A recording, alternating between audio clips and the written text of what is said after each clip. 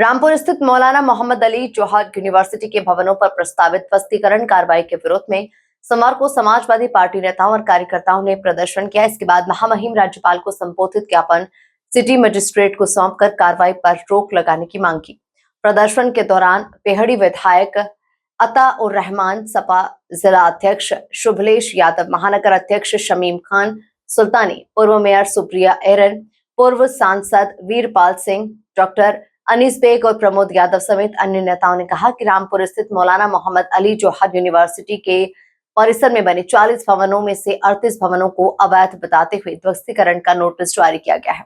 उनका कहना था कि विश्वविद्यालय में हजारों छात्र छात्राएं विभिन्न पाठ्यक्रमों में अध्ययनरत हैं और यदि ध्वस्तीकरण की कार्रवाई होती है तो उनकी पढ़ाई बाधित होगी तथा उनका भविष्य प्रभावित होगा। सपा नेताओं ने कहा कि शिक्षा प्रत्येक छात्र का संवैधानिक अधिकार है। ऐसे में किसी भी कार्रवाई से पहले विद्यार्थियों के हितों और उनके भविष्य को प्राथमिकता दी जाना चाहिए। उन्होंने ये भी कहा कि विश्वविद्यालय के निर्माण में सैकड़ों करोड़ रुपए की लागत लगी है, इसलिए मानवीय और व्यवहारिक दृष्टिकोण अपनाते हुए सरकार को इस मामले में पुनर्विचार करना चाहिए। ज्ञापन के माध्यम से राज्यपाल से अनुरोध किया गया कि प्रदेश सरकार को आवश्यक निर्देश देकर प्रस्तावित ध्वस्तीकरण की कार्रवाई पर रोक लगाई जाए ताकि विश्वविद्यालय में अध्ययनरत छात्र छात्राओं की शिक्षा और भविष्य सुरक्षित रह सके।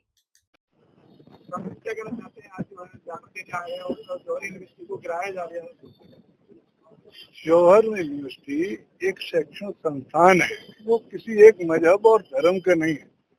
उसमें हजारों लाखों छात्रों का भविष्य दांव पर है और सरकारें तो यूनिवर्सिटी बनाती हैं, शिक्षण संस्थान बनाते हैं। ये पहली सरकार है जो यूनिवर्सिटी को गिरा रही है।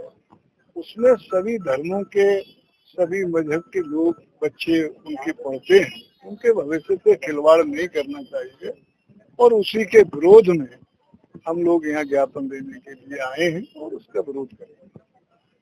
जो बच्चे पढ़ रहे हैं, अगर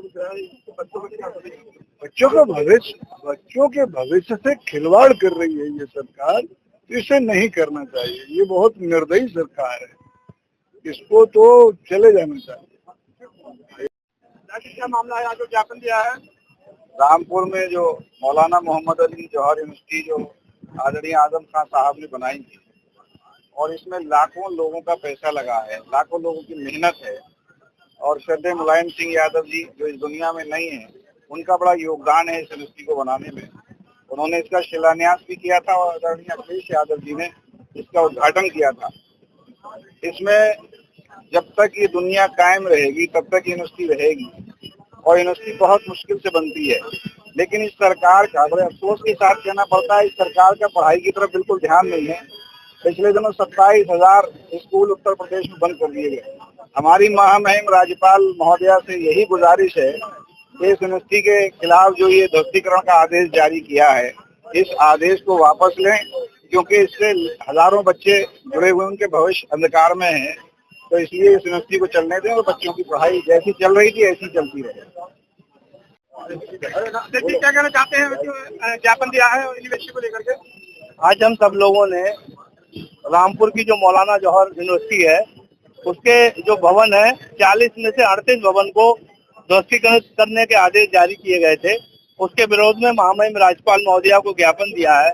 सवाल बिल्डिंग के केवल ध्वस्तीकरण का नहीं है, सवाल ये भी है कि जो उसमें बच्चे पढ़ाई लिखाई कर रहे हैं, लगभग मैं समझता हूँ 10,000 से ज्यादा बच्चे वहाँ अध्ययनरत हैं। किसी का दूसरा सेमेस्टर है, किसी का तीसरा सेमेस्टर है। अगर ऐसे समय में वहाँ गिरा दी गई बिल्डिंग तो उन बच्चों के भविष्य का क्या होगा, ये बड़ा सवाल है। तो इसीलिए हमने महामहिम राज्यपाल महोदया से मांग की है कि ध्वस्तीकरण का आदेश निरस्त करें और वहाँ इस तरह के आदेश जारी हो जिससे उन बच्चों का भविष्य बचा रहे। क्या लगा इस तरह से आज लोग यहाँ पर एकत्र हुए हैं, हर चीज की बेतहा हो जाती है। हमारी पार्टी जिम्मेदार पार्टी है जो एक विकल्प मंच पर आना चाहती है इनके खिलाफ। हम लोग जब अति हो गई तो हम लोग आज यहाँ सब इकट्ठे हुए हैं, ज्ञापन देना चाह रहे हैं डिस्ट्रिक्ट मजिस्ट्रेट के माध्यम से कि ऊपर तक पहुंचे हमारी बात की ये जो शिक्षा विरोधी सरकार है भाजपा की, ऊपर से नीचे तक ट्रिपल 4 इंजन की जो सरकारें चल रही है, हर तरफ हमें यही दिख रहा है कि इनको दुश्मनी है तो बच्चों के भविष्य से स्टूडेंट्स के भविष्य से, कि हर जगह शिक्षा संस्थानों को तोड़ने और उनको रौंदने में क्यों लगे हैं। यही ज्ञापन हम भेजना चाहते हैं अपना राष्ट्रपति को, कि क्या यही चलता रहेगा? क्या हम लोग जो बच्चों के माता पिता हैं उनका भविष्य, बच्चों के माता पिता की इच्छाएं अपेक्षाएं सब ऐसी रोकती जाती रहेगी? ये कब तक चलेगा? जौहर यूनिवर्सिटी को जिस तरह से वहाँ बुलडोजर चलाया, ये क्या दिखाता है? क्या इतने सालों से वो यूनिवर्सिटी चल रही है, इतने सालों से वहाँ पर बच्चे पढ़ रहे हैं, अभी ऐसा क्या हुआ कि यूपी का चुनाव आने से पहले ये ड्रामेटिक मूव्स किए जा रहे हैं इस तरह की? इससे पहले आपने देखा होगा बरेली में कितनी सारी कोचिंग इंस्टीट्यूट्स को इन्होंने तोड़ ताड़ दिया, बच्चे मतलब बिना बताए बिना किसी नोटिस के तोड़ दिया। वो बच्चे जो वहाँ पढ़ रहे थे, जिनके भविष्य जुड़े थे, वो कहाँ जाएंगे किसी ने नहीं सोचा।